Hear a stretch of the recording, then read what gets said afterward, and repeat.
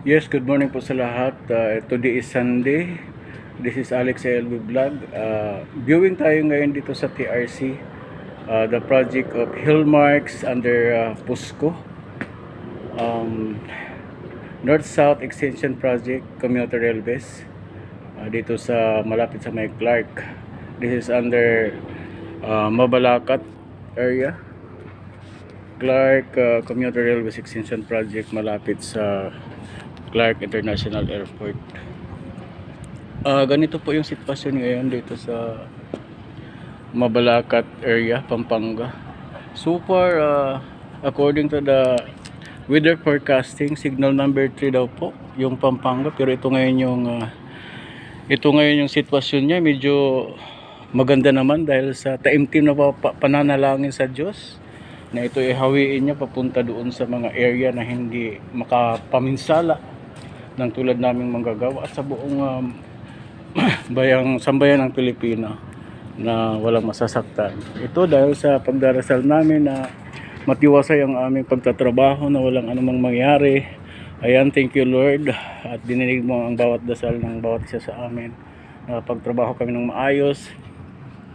Kahit muntik-muntikang hindi ma-aproban dahil may bagyo daw nga ngayon, pero dahil sa panalangin namin na ilihis ni Lord yung bugso ng bagyo, ayan, dininig naman, at saka maraming salamat po talaga Panginoon Diyos. Ito yung sitwasyon ngayon, medyo makulimlim siya, pero sabi nila signal number 3, pero ayun, maraming salamat Lord talaga na kahit ganito yung sitwasyon, nakapagtrabaho pa rin kami dito sa project na pinagtatrabahoan namin. Ayun po yung area, medyo makulimlim lang siya pero wala naman.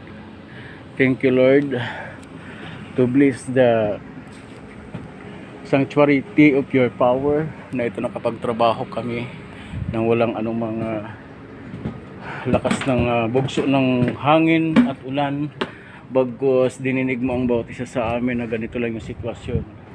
Ayun yung mga kasama ko. Shout out, Lods. Yes, shout out Lods. Dahil sa ating kahit Sunday. yes, trabaho kahit Sunday dahil alang-alang sa kinabukasan ng pamilya.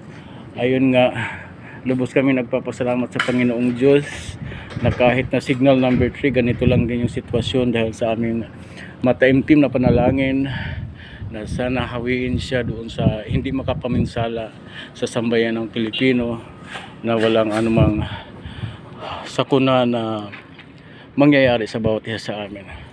At this is Alex LB Vlog. Yun nga ang sinasabi ko, isubaybayan niyo sa bawat araw dahil ang ating content ay kapupulutan talaga siya ng aral. Maraming salamat guys, bye bye, happy Sunday.